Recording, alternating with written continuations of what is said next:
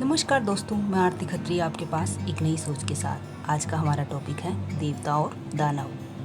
मैंने ये कहानी बचपन में भी पढ़ी थी। उस समय तो मैंने मनोरंजन के तौर पर इसको देखा और हम बहुत हंसे।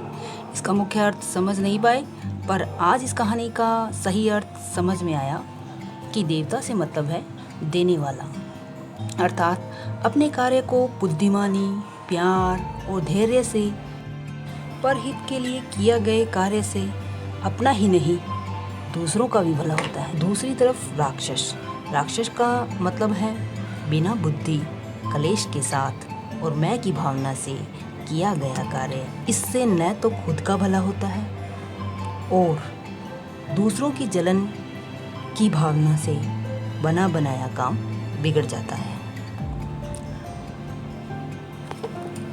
एक बार की बात है कि नारद जी ने ब्रह्मा जी से प्रश्न किया कि देवताओं और दानव दोनों ही आपकी संतान हैं, फिर आपने देवताओं को स्वर्गलोक और दानवों को पाताल लोक दिया। तब ब्रह्मा जी ने नारद जी से कहा कि हे नारद, देवता और राक्षस या दानव दोनों मेरे ही पुत्र हैं, मैं दोनों में तुलना नहीं कर सकता।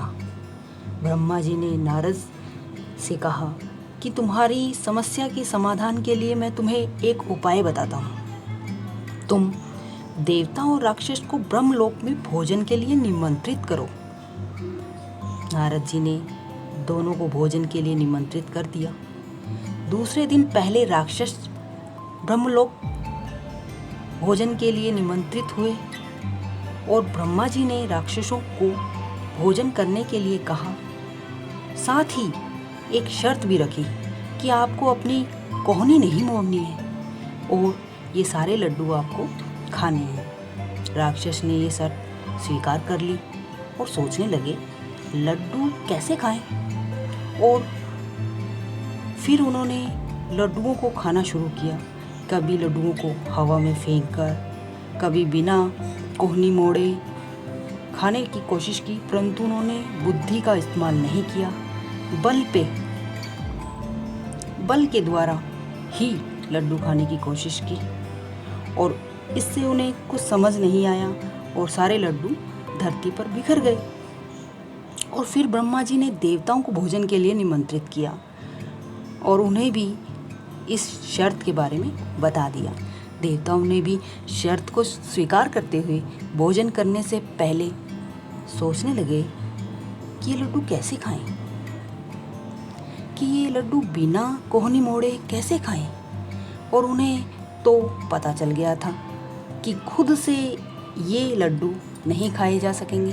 क्योंकि हमें कोहनी तो मोड़नी नहीं है। तो उन्होंने सोचा इसके लिए हमें एक दूसरे की सहायता लेनी पड़ेगी। ये लड्डू हमें बिना सहायता से खाए नहीं जा सकते, ये लड्डू हम बिना सहायता से खा ही नहीं सकते। और उन्होंने एक उपाय निकाल ही डाला कि हम ऐसे करते हैं, एक देवता दूसरे देवता को सामने बिठाकर एक दूसरे को लड्डू खिलाएगा तो लड्डू बिखरेंगे भी नहीं और हम लड्डू खा भी लेंगे और ब्रह्मा जी की, हमारे पिताजी की शर्त भी पूरी हो जाएगी। तब ब्रह्मा जी ने नारद से कहा कि हे नारद, तुम्हें अब पता चल गया होगा कि मैंने देवताओं को स्वर्गलोक और दानवों को पातालोक क्यों दिया है। यह कहानी आपको अच्छी लगी होगी। अगर आपको यह कहानी अच्छी लगी हो तो इसके लिए एक लाइक तो बनता है। इसीलिए आप ये कहानी सुनने के बाद शेयर, लाइक एंड सब ज़रूर कर देना। और अगर इस कहानी के बारे में आपको कुछ सुझाव देने हैं तो कमेंट वाले बॉक्स में सुझाव दे सकते हो। धन्यवाद।